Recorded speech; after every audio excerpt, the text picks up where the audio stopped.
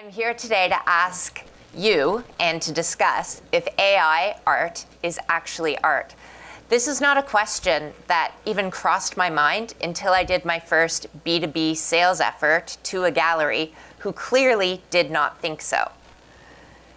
Art, as defined by Britannica, is something that is created with imagination and skill, and that's beautiful or expresses important ideas and feelings. Why am I here talking to you about that topic today? It's very close to my heart. My passions in work and in life are creativity and reading and technology. I actually grew up in a household of advertising executives and people who love to read. And my first job was at a creative agency, full-time job, Ogilvy and Mather. My client was IBM. I learned how to communicate, create, educate, bring together technology and business leaders using creative in digital advertising as well as print back in the very early days before we had ROAS, return on advertising sales, and user experience journeys to tell us which click mattered the most. This fed my career building and executing digital and physical brand experiences for the consumer B2C, B2B journey across touch points. My love for data, you learn as a marketer early on, customer research, the importance of it really mattered. As business has evolved, we know that the role of data and the role of outcome-oriented business in all aspects of our life has become more important. I really started to pride myself on my ability to see these patterns, make actionable recommendations that usually had more of a creative flair. So with my passion of reading, I started to notice a trend, and I brought it together with some smart people to create Lagom collections. Some of the problems that I was facing that I realized others face are I have too many books and nowhere to put them. I then actually got into an accident, couldn't read physical books anymore.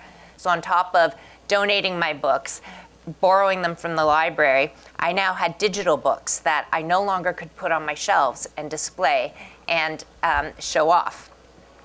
The other trend that's happening is people wanting to gift better, more personalized gifts, and of course, custom fine art is very expensive. That's one of the ways I realized that this was an art opportunity, is we had been shopping for decor for our home, and I started to notice more books being represented in art. They weren't my books, wasn't the taste I liked, and some of the fine art prices were starting at $10,000.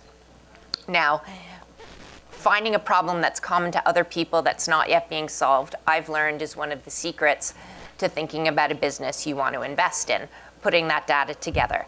Does anyone here like to read? Please raise your hand. Okay, this is a great room of readers. I love it. Now, do any of you ever spy on other people's bookshelves and make a judgment about them or add to your own bookshelf? That is all an extremely common behavior. Me too. So those insights combined with these problems, it was what led me to Lagom Collections. On top of an additional COVID insight where people were really focused on their Zoom backgrounds. Did anyone update their background to reflect themselves more?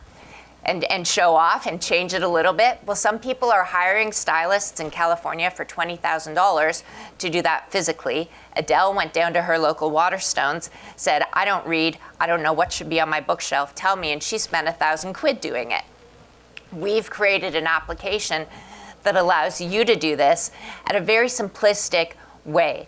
So our objective is to have a target application of creative AI. And this means that it's a very simple solution. I've engaged proper creative teams to create templates that the user or client selects from. Our AI codes these pieces of art, and you tell it through a list or through an API we created with Goodreads to populate which books you want on it. You can also change the accessories, changing everything you want. The application does all the work.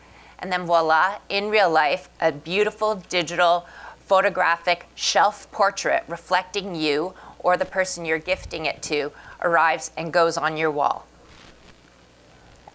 But is it art? People who create with ones and zeros instead of a paintbrush are not always considered artists. Whether you're in this room as a business person, a tech person first, we're all solving problems. We're all bringing something together to add value to people's lives using our imagination and skill. It brings beauty in different ways. I certainly believe it's art, but we know that resisting change is human nature.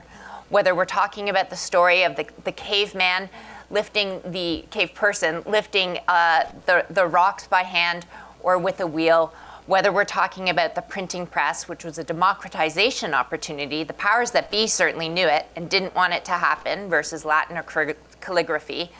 The digital camera had a big role in one of my previous jobs in fashion, as did the internet. Blogging and the digital fashion changed the cycle of the fashion industry, very similar to a lot of the chaos that we are talking about with AI and art right now. You went from 2 shows a year to a show every day. You went from people who never did their time at Vogue to becoming influencers, influencing what you buy and what you wear every day, completely democratizing it. And for that reason, I believe that our approach to creating this application, together with the Midjourneys and Stable Diffusions of the world, we're all creating art, but my target approach right now, in its simplicity, means that it applies to average Americans. So I've built both a B2C and a B2B model where you can create your own, or we can work with merchandise teams so they can create white label products, add to their wall art category, which is growing tremendously every year. Right now it's about a $40 billion category in the United States, and really change the toolkit that you need either as the buyer or the merchandise to add to your wall art assortment, thus adding value to our economy, adding value to the job market, not just taking away. So addressing the issue that a lot of people have around jobs being lost due to technology, we're adding to jobs. And just a quick aside on that, Canada, I'm from Toronto, as you mentioned, Canada just committed another $2.4 billion to our role in the AI industry, afraid that we were falling back a little bit. And one of our chief economist professors from University of Waterloo said, that's great, but you're investing in the foundational layer, a lot of the big complex technology, the Ciscos of the world, but for AI. Whereas a lot of the money made off the internet has been the Amazons and the Facebooks and the Metas of the world. Those are the application layers. And that's where Lagom Collections fits in. It's an application for consumers to use, but consumers are also afraid. That's something I'm seeing with my platform as well, and developing it to bridge that gap. I see a big difference actually even between Canadian and American users and their comfort of using the tool, even though I think it's really simple. So that's another thing to keep in mind when we think it's simple. It's not always simple for everyone.